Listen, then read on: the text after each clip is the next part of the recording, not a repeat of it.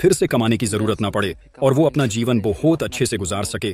तो किताबों से क्या होता है कि आपको वो सारा सीक्रेट, वो सारा ज्ञान बहुत ही कम समय में मिल जाता है, जो कि व्यक्ति ने अपना जीवन भर लगाया है उसे सीखने में। और आपको सिंपल सा काम करना है, अमीर लोगों को फॉलो करना है। अमीर लोग क्या कर रहे हैं, पैसे कमाने वाले लोग क्या कर रहे हैं, वो किताबें पढ़ रहे हैं।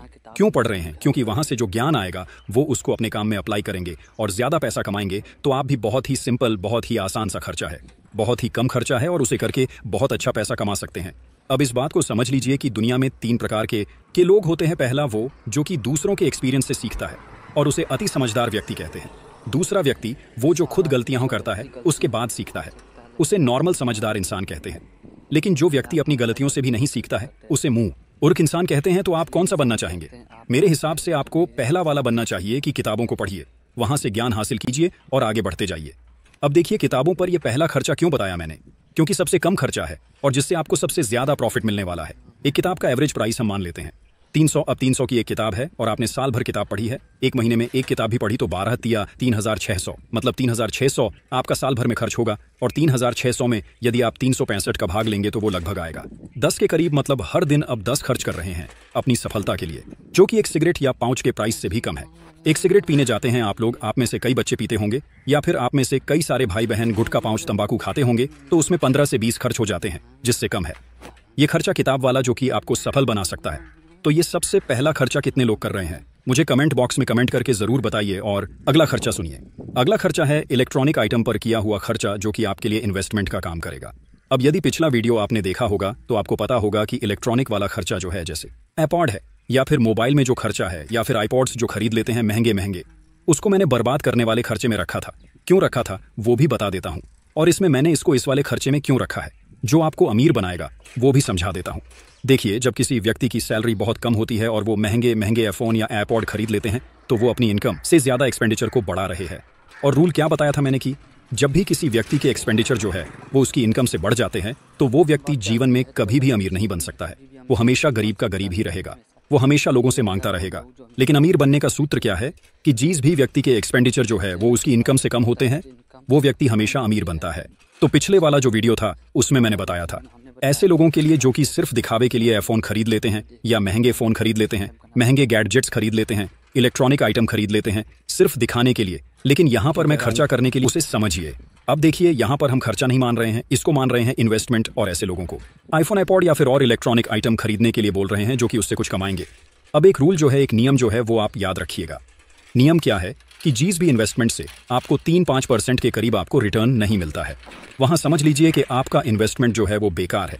अब इसको एक एग्जाम्पल से समझते हैं। अब मान लीजिए कि एक व्यक्ति ने एक फ्लैट खरीदा 1 करोड़ रुपए का और उसने सोचा कि मेरे लिए ये इन्वेस्टमेंट है और मैं इससे बहुत पैसा कमाऊंगा, इसे किराए पर दे दूंगा। अब मान लीजिए कि वो फ्लैट जो है किसी लोकल एरिया में या अच्छे एरिया में नहीं था और उसे 10,000 महीने का किराया मिला, तो साल भर में कितना हो गया? 12। पूरे 10,000 बराबर 1,20,000 किराया मिला हर साल का। आप सोचिए, किसी व्यक्ति ने 1 करोड़ रुपए लगाया और 1,20,000 मिला, तो ये कितना प्रतिशत हुआ? 1.2% का लाभ उसे हर साल हो रहा है, जो कि बहुत कम है। यदि वो व्यक्ति अपने 1 करोड़ को बैंक में भी रखता तो लगभग 4% का फायदा उसे हर साल होता। लेकिन इन्फ्लेशन रेट को ये भी बीट नहीं कर पा रहा है, तो कम से कम आप जो भी इन्वेस्टमेंट करते हैं उस पर कम से कम आपको 4-5% से ऊपर ही फायदा होगा। तब जाके वो इन्वेस्टमेंट जो है आपका सही मायने में सही कहलाएगा। अब इलेक्ट्रॉनिक आइटम का एग्जाम्पल ले लेते हैं कि एक आईफोन एक बच्चे ने खरीदा जो कि बहुत अच्छी रील्स बना रहा है या फिर एजुकेशन वाले वीडियो बना रहा है, यूट्यूब पे, इंस्टाग्राम पे, फेसबुक पे अपलोड कर रहा है और वहां से उसको हर महीने करीबन 20 से 25,000 या 30,000 मिल रहे हैं। और धीरे धीरे करके वो देख रहे हैं कि उसकी कमाई बढ़ती जा रही है। अब देखिए, मैं आपको समझा रहा हूं कि उसने 1.5 लाख रुपए लगाए और सालाना रिटर्न की बात नहीं कर रहा हूं। महीने में यदि 30,000 कमाए तो उसे 30,000 1.5 लाख का कितना परसेंट होता है? 20% हर महीने का प्रॉफिट हो रहा है। मैं इसकी बात कर रहा हूं। यदि आप कुछ पैसे लगाकर उससे रिटर्न प्राप्त करे, अच्छा खासा रिटर्न प्राप्त करे, तो वो चीज़ इन्वेस्टमेंट में मानी जाएगी। तो दूसरा जो खर्चा है वो आपको इलेक्ट्रॉनिक आइटम जहां से आपको रिटर्न मिल सके, आपका सेल्फ इंप्रूवमेंट हो सके, वहां जरूर करना चाहिए। तीसरा जो खर्चा है वो ऑनलाइन एजुकेशन आने के बाद बहुत ज़्यादा बढ़ गया है। कई लोग इस पर खर्चा करते हैं, कई लोग सोचते रह जाते हैं और वो पीछे रह जाते हैं। तीसरा जो खर्चा है वो है कोर्सेज करने का खर्चा। अब वो चाहे ऑनलाइन कोर्सेज हो या फिर ऑफलाइन कोर्सेज हो, देखिए हमेशा याद रखिएगा, जब भी आपको लाइफ में आगे बढ़ना है तो आपको कुछ ना कुछ तो सीखना ही पड़ेगा। अब सीखने के 2 तरीके हो सकते हैं। पहला तरीका ये हो सकता है कि आप खुद अपना दिमाग लगाए और सीखते रहे। सीखते रहे। और दूसरा तरीका हो सकता है कि आप किसी एक्सपर्ट के पास जाए जिसने ये चीज़ पहले से की हुई है, आप उसे सीख ले। अब देखिए दोनों में फ़र्क क्या हो जाता है, मैं यहाँ पर आपको दोनों बता देता हूँ। पहला तरीका जिसमें आप खुद सीखेंगे और उसमें क्या क्या नुकसान होने वाला है। जब भी आप खुद से कोई चीज़ सीखना शुरू करते हैं तो बहुत ज़्यादा टाइम की कंज्यूमिंग होता है, मतलब उसमें आपका बहुत ज़्यादा टाइम खराब होता है। और उसी में ये चीज़ इंपॉर्टेंट है कि आप आधा अधूरा ज्ञान सीखते हैं। जैसे मान लीजिए कई बच्चों ने खुद से गिटार सीखने की प्रैक्टिस ज़रूर की होगी, या फिर बांसुरी बजाने की कोशिश की होगी, या फिर शेयर मार्केट के बारे में सीखने की कोशिश की होगी, और आधा अधूरा ज्ञान लेकर मार्केट में आ गए होंगे और सोचते होंगे कि मुझे कुछ आता है। लेकिन जैसे ही कोई एक्सपर्ट उनके सामने आता है तो वो फीके पड़ जाते हैं, अपने आप को कमज़ोर मानने लगते हैं। तो पहली चीज़ तो क्या होती है कि टाइम भी गया, और सबसे इंपॉर्टेंट चीज़ की आधा अधूरा ज्ञान मिला। दूसरी सबसे इंपॉर्टेंट चीज़ ये है कि इस प्रोसेसर में पैसा भी थोड़ा बहुत लगेगा, और वो पैसा भी खराब ही चले जाएगा, क्योंकि आपने चीज़ों को ठीक से सीखने की कोशिश नहीं की। तो पहला टाइम चला गया और दूसरा पैसा भी चला गया। अब देखिए तीसरी और सबसे इंपॉर्टेंट चीज़ है, आपकी एनर्जी इतना टाइम लगाएंगे तो टाइम के साथ साथ आप अपनी एनर्जी भी दे रहे हैं, और वो एनर्जी भी धीरे धीरे होकर कम हो रही है, जिसके बाद में बहुत ही बुरे प्रभाव पड़ेंगे। तो आपकी एनर्जी भी कम हो रही है। चौथा और सबसे इंपॉर्टेंट फैक्टर है कि आप धीरे धीरे करके जब नहीं सीख पाते हैं या कम सीख पाते हैं तो आपके अंदर नेगेटिव भाव आ जाते हैं कि मैं चीज़ों को कभी भी सीख नहीं पाऊंगा। लेकिन ऐसा नहीं है। यदि उस चीज़ को आप किसी एक्सपर्ट से सीखते तो बहुत ही आसानी से और बहुत ही जल्दी सीख लेते। जबकि आपने खुद सीखने की कोशिश की तो आप लेट भी हो गए, आपको सीखते भी नहीं आया, और फिर आपके मन में नकारात्मकता आ गई जो कि आपको आगे सीखने में दिक्कत देगी। अब देखिए यहीं पर यदि आप एक्सपर्ट से सीखते तो आपको क्या क्या फ़ायदे हो सकते हैं। सबसे पहला ये हो सकता है कि आपका टाइम पूरा का पूरा बच जाएगा। जहां साल भर या 2 साल या 5 साल लगने वाले थे, वहां 1 महीने, 6 महीने या साल भर में भी आप कोई चीज़ को बहुत ही आसानी से सीख सकते हैं। कितनी भी बड़ी चीज़ हो, आप बहुत ही आसानी से आजकल सीख सकते हैं। तो उसमें आपका टाइम भी बच गया। तो आपका जो टाइम बचा, मान लीजिए कोई चीज़ आपको खुद से सीखने में 1 साल लग रहा था और आपने किसी एक्सपर्ट से सीखी तो 1 महीना लग रहा है, तो आपके पास पूरा 12 महीना बच गया। अब उस 11 महीने में 1 महीने की जो चीज़ सीखी है उसको अप्लाई कर सकते हैं, प्रैक्टिस कर सकते हैं, तो आप और मजबूत बन सकते हैं और नई नई चीज़ों को भी सीख सकते हैं। तो आपका टाइम बच गया।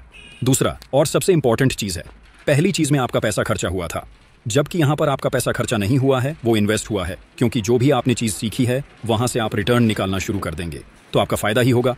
और चौथी और सबसे इंपॉर्टेंट चीज़ है कि पहले आप नकारात्मक फील कर रहे थे, अब आप कभी भी नकारात्मक फील नहीं करेंगे, क्योंकि किसी भी टॉपिक का, किसी भी स्किल का आपके पास पूरा ज्ञान है, तो आप कॉन्फिडेंट फील करेंगे और हमेशा जब एक्सपर्ट के पास जाएंगे तो उन्हीं की तरह बात करेंगे।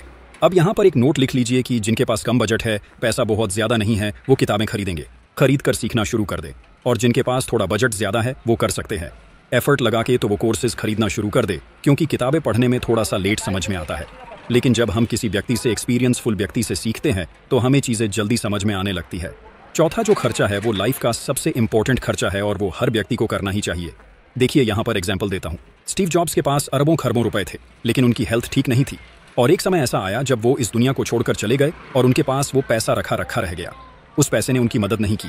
धीरू भाई अंबानी भी बहुत ही कम उम्र में कह सकते हैं कि इस दुनिया को छोड़कर चले गए, जबकि वो इंडिया के सबसे अमीर व्यक्तियों में से एक थे। उसके बाद भी वो इस दुनिया को छोड़कर चले गए। क्यों? क्योंकि उनकी हेल्थ ठीक नहीं थी, उन्हें हार्ट अटैक आया था, और स्टीव जॉब्स के केस में उन्हें कैंसर था। अब ऐसे बहुत सारे करोड़पति, अरबपति, खरबपति लोग हैं जिनके पास बहुत संपत्ति है और वो बहुत कम उम्र में इस दुनिया को छोड़कर चले जाते हैं। मेरा समझाने का मतलब ये है कि देखिए, हर व्यक्ति को मरना तो है, किसी ना किसी दिन तो मरेगा। मेरा समझाने का बस ये मतलब है कि यदि वो अपनी किसी गलती की वजह से उसकी हेल्थ खराब होती है और उसकी वजह से इस दुनिया को छोड़कर चला जाता है, तो सोचिए उसने जितनी भी मेहनत की है वो मेहनत किसी भी काम की नहीं रहेंगी। तो मेरा सोचना ये है कि यदि कोई जेनेटिक बीमारी है आपको, या फिर वायरस से लग रही है, इस प्रकार की बीमारियों का तो अभी तक इलाज नहीं है, तो उससे यदि मौत होती है तो इतना दुख नहीं होगा जितना दुख तब होगा जब आपकी खान पान की आदत गलत है, आप एक्सरसाइज नहीं करते हैं, आप अपना ध्यान नहीं रखते हैं, और उसकी वजह से आपको बीमारी होती है। देखिए, इंडिया में लोगों को सिर्फ शायद एक ही चीज़ पता है कि आपको काम करना है, कमाना है और अपना जीवन गुजारना है, लेकिन उसके अलावा अपने शरीर का ध्यान भी रखना होता है। शायद ये बात इंडिया में पता ही नहीं है। आप खुद मुझे कमेंट बॉक्स में कमेंट करके बताइए कि यदि आपके घर में 5 लोग हैं, 10 लोग हैं, तो उनमें से कितने ऐसे लोग हैं जो डेली एक्सरसाइज करते हैं, तो जिम जाते हैं, योगा प्राणायाम करते हैं, या फिर वक्त के लिए जाते हैं। मुझे कमेंट बॉक्स में जल्दी से कमेंट करके बताइए। तो हमें उसे अपनी हेल्थ पर खर्चा करना सीखना चाहिए, और हेल्थ पर सिर्फ 3 जगहों पर खर्चा करना है, वो मेन खर्चे है। सबसे पहला, आपको अच्छा खाना शुरू करना है। देखिए, कभी कभी पिज्जा खाने का भी मन करता है, बर्गर खाने का भी मन करता है, वो आप खाइए, लेकिन उसे अपनी आदत मत बनाइए। आप अच्छे भोजन पर अपना खर्चा कीजिए ताकि वो आपको अच्छी हेल्प दे। दूसरा जो खर्चा है वो आपको करना चाहिए चीज़ों को सीखने में। कैसे एक्सरसाइज वाली जितने भी चीज़ें होती है उन्हें सीखने में आपको खर्चा करना चाहिए। आपको योगा सीखना चाहिए, प्राणायाम सीखना चाहिए, आपको जिम की एक्सरसाइज सीखना चाहिए और अपने ट्रेनर पर थोड़ा खर्चा करना चाहिए ताकि वो आपको अच्छे से सिखा सके और फिर जीवन भर आप उस पर खर्चा मत कीजिए। आप खुद सीख गए हैं तो दूसरों को सिखा भी सकते हैं और खुद भी हेल्थी रह सकते हैं। और हेल्थ पर ही तीसरा जो सबसे इंपॉर्टेंट खर्चा है, जो कि बहुत कम लोग करते हैं, और वो है अपनी हेल्थ का। पर हर साल चेकअप करवाने में खर्चा करना चाहिए। आजकल जो हेल्थ वाले चेकअप हो गए हैं वो बहुत सस्ते हो गए हैं और आप उन्हें कहीं से भी बहुत ही आसानी से करवा सकते हैं।